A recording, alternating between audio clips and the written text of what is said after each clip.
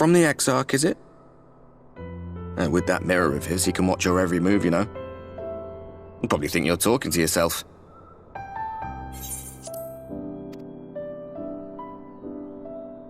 Still, he's keeping you well fed.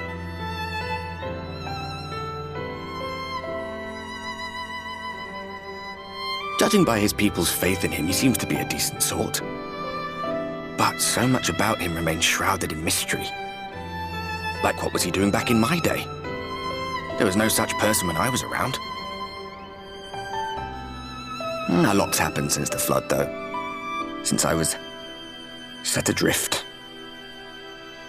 I know little more than you do of this city's history and the Exarch's past. Not that it matters. It's Emet-Selch we should be concerned about. When our world was about to be consumed by light, the Ascian in white appeared before us. He said that the only way for us to live on was to bring about the rejoining.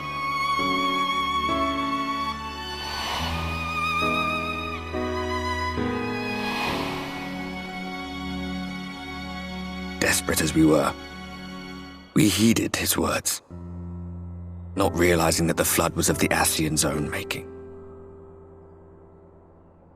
They cannot be trusted.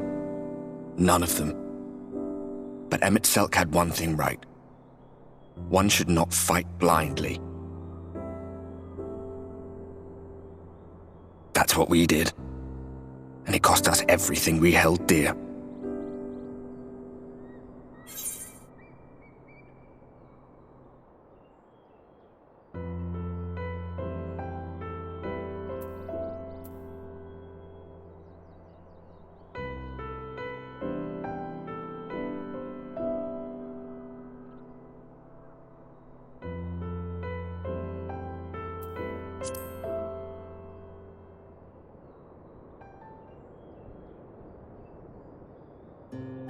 What? What about Seto? What is there to say? All right.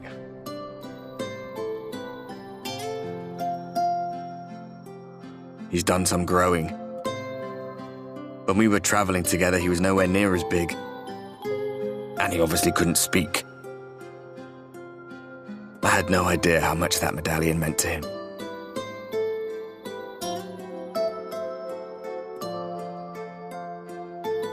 What about you, anyway? You must have a friend like Seto. Chocobo, perhaps? Come on, you tell me something for a change.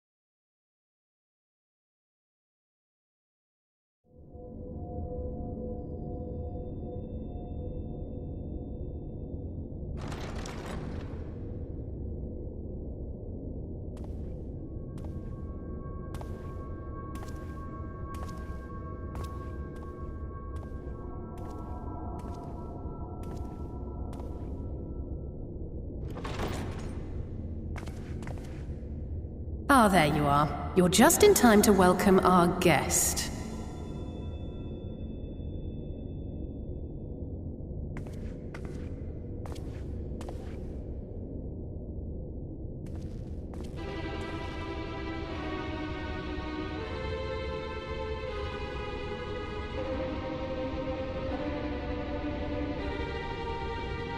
Please. Did I not explicitly tell you that we would be meeting again soon? Lest you forget, I made you a promise. I have no intention of meddling with your mission. I come only to observe.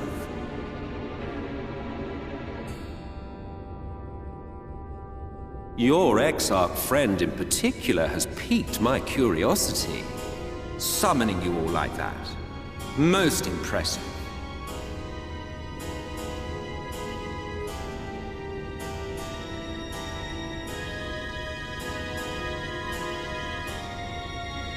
You honestly expect us to believe you've come only to observe? Or that you might deign to lift a finger to aid our cause if called upon? Even if there were a sliver of truth in your words, I would never accept your help. Not in my darkest hour. Not after all the suffering your kind has wrought.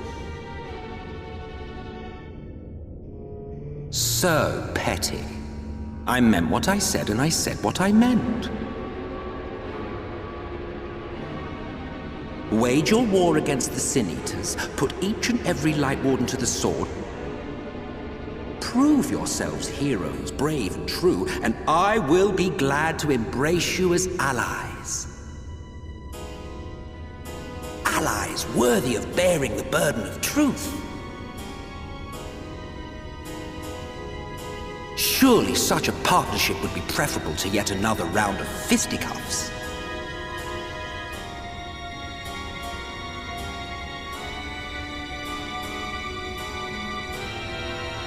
And thus did the olive branch wither and die, hitting.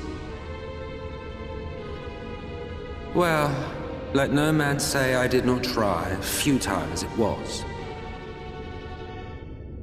Though I suspect you will seek me out when you grow tired of making the same mistakes.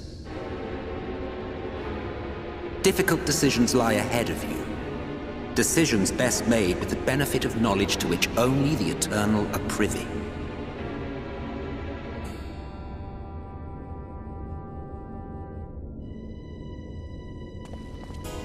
For now, I shall resume my shadowy vigil.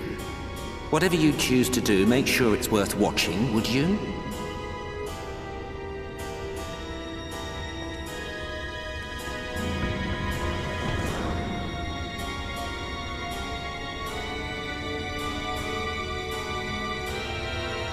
What was that all about?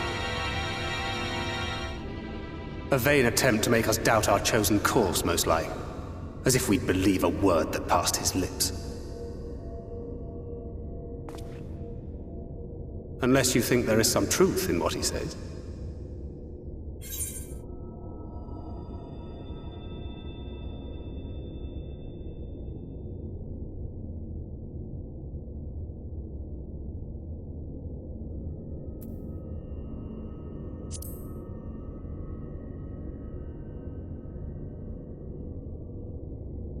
I share your suspicion, of course. But if he simply meant to lead us astray, he could have done so without revealing himself. At least, not in the manner he did. It goes without saying that an alliance with the Ascians is out of the question. But since we have no way of knowing where they might be hiding, it seems only logical to press on with our mission, even if our enemy seems content for it to succeed.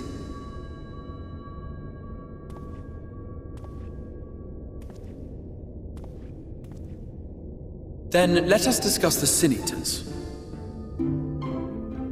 I would begin by thanking you all for your efforts thus far. In striking down the Light Wardens of Lakeland and Ilmeg, you have accomplished more in your short time here than all of our forces managed in the last century. That may be, but the Wardens of Calusia, Amareng, and Raktika remain. Indeed, and their precise whereabouts are as yet unknown.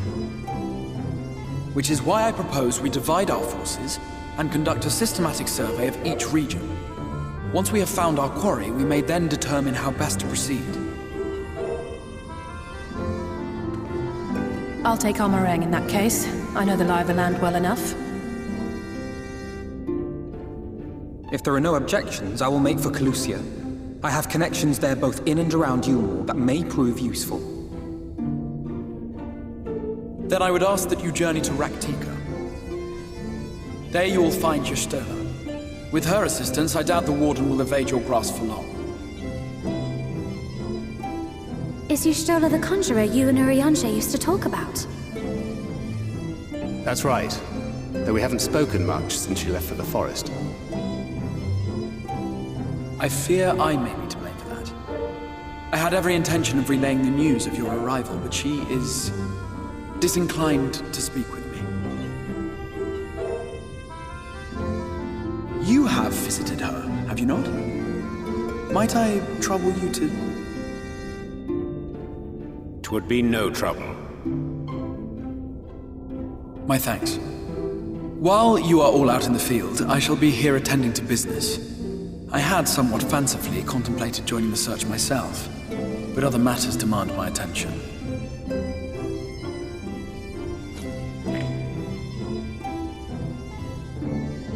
What's that? A missive from Lord Vorthry. He invites me to join him in Yulmore to discuss the recent conflict at Lida Luran. And? Did he even bother to offer any bait? It's obviously a trap. I should be surprised if it were not. Nevertheless, I must seize this opportunity to speak with him, even if only a few words are exchanged. Though my power will be much diminished so far from the tower, it is a risk I am willing to take.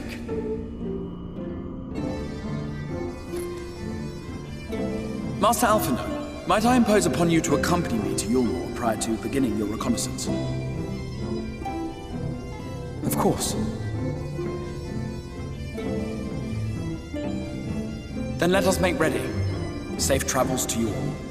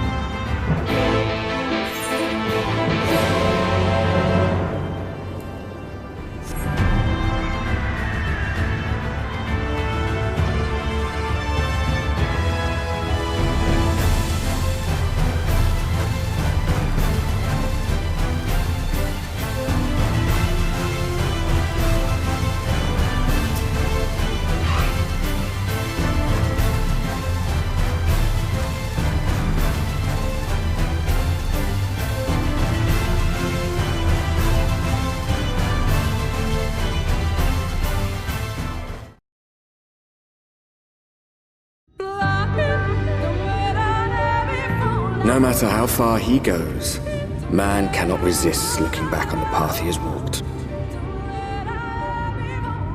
The untold stories and secrets of the past can be more alluring than the promise of tomorrow. And so he braves the forests of Raktika in search of mystery and wonder. Of Ronka, to which all seekers of hidden truths are inevitably drawn.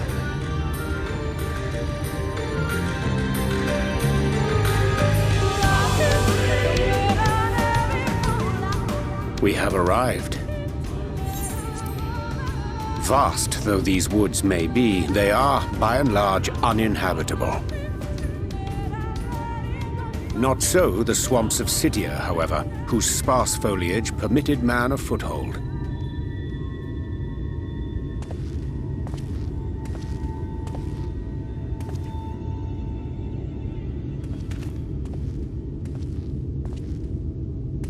No lands must remain beyond our grasp. Go forth, conquer, rule! Forgive me. A sudden pang of nostalgia for those halcyon days. Exploring virgin territories, subjugating primitive peoples, all for the glory of Garlemald. If you've brought your ivory standard, I'll be happy to tell you where to stick it.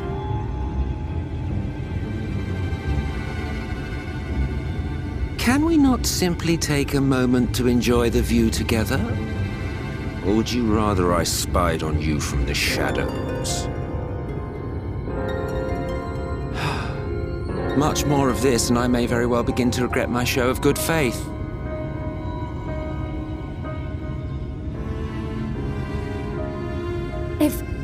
If you really want to stay, then help us fight.